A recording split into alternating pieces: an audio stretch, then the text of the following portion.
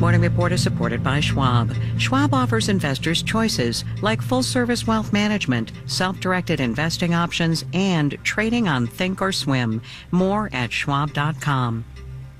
I'm David Brancaccio in Los Angeles. Published reports indicate an executive order could be on the way as early as today to push regulators to investigate whether banks discriminate against customers based on politics. Marketplace's Henry Epp reports. The order would follow years of complaints by some conservatives who claim banks turned them down over their political or religious views. President Donald Trump himself claimed in a CNBC interview on Tuesday that 2 large banks turned down his deposits after he left office in 2021. He did not cite specific evidence for those claims. Large banks have denied that they discriminate on political grounds, but they in turn have pointed the finger at regulators whose rules they say have discouraged them from working with certain customers. Regulators have responded to those industry complaints. In June, the Federal Reserve said that it would no longer consider reputational risk in its supervision of banks, meaning the potential for bad publicity or lawsuits. There is evidence that banks turn away customers, though not clearly for political reasons.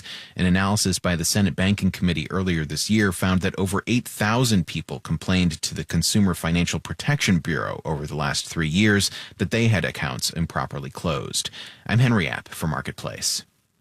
Let's get an update on makers of brand name weight loss drugs that have been plummeting on the stock market. The stock price of the Wegovy company, Novo Nordisk, based in Denmark, is down 34% over a week and a half. Stock in the Zepbound company, Eli Lilly of Indianapolis, down nearly 6% over that time period.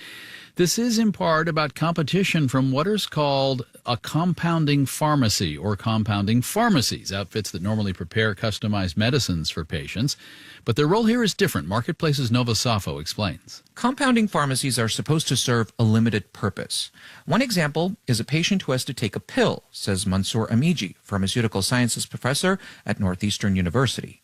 A compounding pharmacist can crush it, put it in a syrup, and now you have a product that is exactly the same product, but it's more tailored towards that individual. And it's done on a one-off basis. There is another use of compounding. When the Federal Drug Administration declares a shortage of a certain drug, compounding pharmacies can start making it to fill the gap. That's what happened 3 years ago with GLP-1 inhibitors, which exploded in popularity, but manufacturers had trouble keeping up with demand. The thing that has happened with GLP-1s is it's basically having a commercial manufacturing operation create these products. Because of the sheer scale involved, a market Morgan Stanley predicts could reach $150 billion globally. Now the FDA says the shortages are over, but lots of patients are still getting essentially copied medications. The cat is out of the bag. That's Marta Voshinska, a senior fellow in economic studies at the Brookings Institution's Center on Health Policy. And it's very difficult to put that back in, again, partly because of how the law is written and the fact that it does allow for compounding under certain circumstances. Drug makers Novo Nordisk and Eli Lilly have sued multiple times to stop this. Still, the compounders are out there. Analysts say the companies might have to lower prices to compete. I'm Nova Safo for Marketplace. Novo Nordisk still posted a quarterly profit today and is still Europe's most valuable company using market valuation. The stock is down 2.2% in Denmark now. Let's do some other numbers. S&P futures up 0.2%, Dow futures up 0.3%, NASDAQ futures are up just slightly. Marketplace Morning Report is supported by the United States Postal Service, offering stamps for purchase at over 40,000 supermarkets and drugstores and at wholesale clubs, Costco, Walmart, Sam's Club, and BJ's. August, the month that the bosses of Wall Street go out to the Hamptons for Chardonnay and views of the ocean horizon. August, when unpleasant news stories have often happened, leaving me, let's call it, hyper-vigilant for the month. Here to set me straight is Barry Ritholtz, Chairman and Chief Investment Officer at Ritholtz Wealth Management. Barry, thanks for entertaining my superstition. Oh, thanks so much for having me. A lot of people don't like August. You know, you think of October when some of the big stock market crashes happen, but we've had some bad stretches in August. I've been doing this long enough to remember them.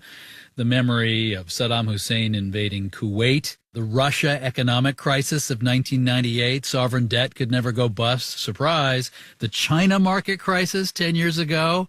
You get nervous in August in particular? You know, I began my career on a trading desk, and I vividly recall the head trader in the dog days of summer. I was asking, gee, all these stocks seem to get pushed around so easily. And the answer was rookies are manning the terminals. Look, the U.S. isn't Europe, but more and more people take a couple of weeks off in the summer. Thinly traded markets, not a whole lot of things going on. So whatever happens, it tends to get a little exaggerated.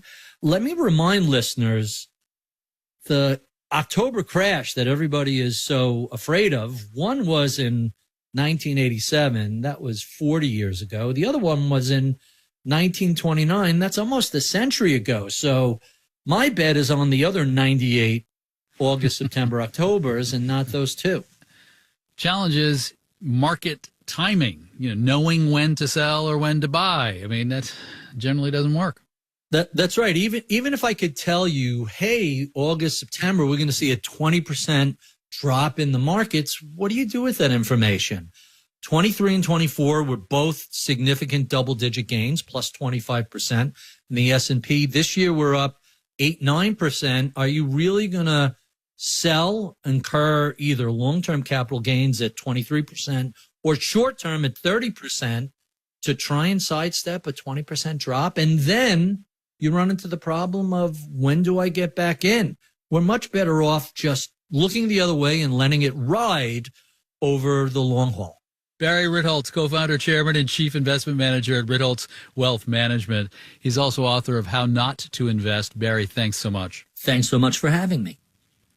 Now, the numbers show it is not August or even crash-famous October I should especially worry about, but September, that is the weakest month for stocks, even though Hurricane Katrina in 2005, the eruption of Krakatoa in 1883, and the destruction of Pompeii in 79 AD, all August.